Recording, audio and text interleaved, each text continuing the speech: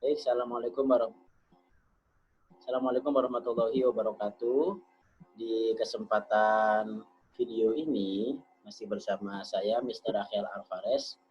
Dalam kesempatan sekarang kita akan belajar tentang how to get main idea and how to get topic of the text ya.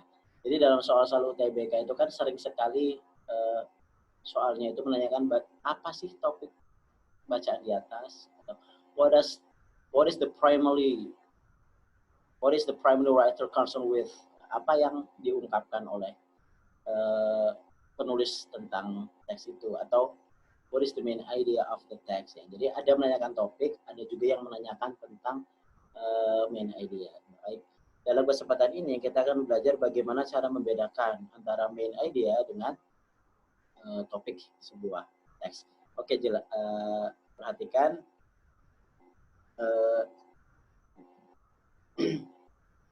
soal ini. Nah, di sini ada beberapa pertanyaan ya. Sebelum ke pertanyaan ini, saya jelaskan dulu bahwa topik itu adalah inti dari sebuah passage atau sebuah teks. Itu namanya topik ya. Sedangkan main idea adalah penjelasan dari topik itu. Penjelasan dari topik itu. Contoh, kalau saya ingin menjelaskan tentang Borobudur Temple, ya, maka topiknya Borobudur Temple itu. Tapi main idenya adalah apa? Main idenya adalah kalimat utamanya atau pokok pikiran bagaimana si penulis menjelaskan tentang Borobudur Temple. Itu namanya main idea. Jadi topik itu adalah lebih luas, cakupannya luas, atau subjek dari sebuah bacaan. Apa sih yang dijelaskan? Oh, Borobudur Temple. Terus main idenya apa? Oh, main idenya berarti ide utamanya Borobudur Temple is one of the most well-known temples in Indonesia. Ya, it is located in Magelang, Central Java. Nah, bla bla bla. Itu namanya main idea. Jadi main idea adalah kalimat utama sebuah teks. Itu main idea. Tapi kalau topik, apa yang sedang dijelaskan oleh penulis? Beda ya. Oke.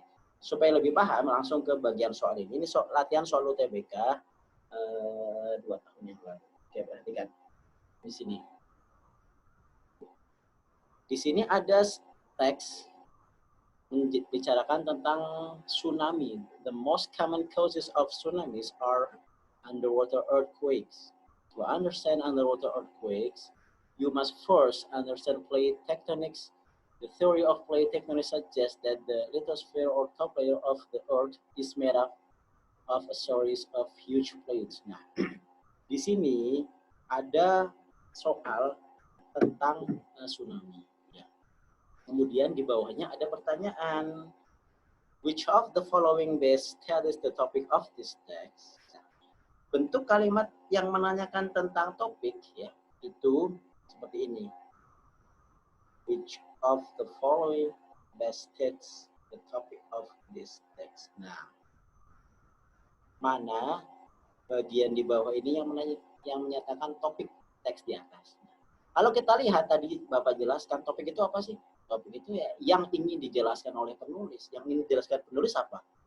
Tsunami. Apanya? Nah, perhatikan di sini. Topik dari teks ini ada di kalimat atau paragraf pertama. Kok bisa tahu? Nah, ini jelas nih. The most common causes of tsunamis are underwater. Penyebab utama yang umumnya terjadi atau yang menyebabkan tsunami adalah pergerakan atau gempa di bawah laut. Oh, itu topiknya. Ya, topiknya tentang ini.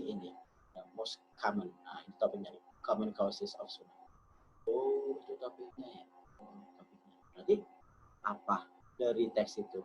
Ya, perhatikan apakah the birth of a tsunami. Berarti lahirnya atau asal muasal ya, bukan asal muasal. Oh, kita tandai dulu. Oh, apakah ada soalnya di sini asal muasal berarti kan penyebab ya sama ya. Tandai dulu. Kemudian apakah the magnitude of tsunamis? Magnitude ada tapi tidak di paragraf pertama. Sedangkan ini kan topiknya di paragraf pertama. Oh, berarti salah, bukan magnitude of tsunami. Salah ya. Tandai dulu. Oke. Kemudian apakah tsunamis in the Indian Ocean? Di sini menyebabkan menjelaskan Indian Ocean, tapi tidak di paragraf pertama, adanya di paragraf terakhir ini. Nah, salah berarti ya, salah ya, tandai biar nggak ini, tandai salah. Apakah series of huge plates on Earth? Benar, series of huge plates on Earth, benar nih. Nah, tetapi bukan yang ini yang diminta. Kok bisa? Paragraf pertama, betul paragraf pertama. Tetapi inti dari teks ini adalah penyebab utamanya dari tsunami itu. Berarti bukan itu juga bukan. Kalau ini kan jenis-jenisnya. Maka yang paling tepat adalah ini, the most common causes. Penyebab utama atau penyebab yang paling umum. Oh, berarti the birth of tsunami. Iya. Asal muasal. Asal muasal ya. Asal muasal. Ini jawabannya ya, nomor 1 jawabannya. Itu tentang topik. Nanti topik itu adalah subjek dari sebuah bacaan, subjek dari sebuah teks. Yang ingin dibicarakan dalam keseluruhan teks itu apa? Itu topik memang. Ya. Oke, selanjutnya. Setelah after getting the topic of this text, let's continue our explanation by how to get main idea. How to get main idea. Bagaimana sih cara mencari ide utama itu? Nah, ide utama tadi sudah dijelaskan bahwa ide utama adalah bagaimana penulis menjelaskan topik itu. Itu namanya ide utama. Bagaimana bagaimana penulis mendefinisikan topik bacaan. Kalau tadi di sini topiknya tentang asal muasal atau penyebab utama terjadinya tsunami, yaitu karena gempa bawah laut, maka main idenya berarti tidak jauh-jauh dari situ. Main idenya masih di sekitar paragraf 1 ini, ya kan?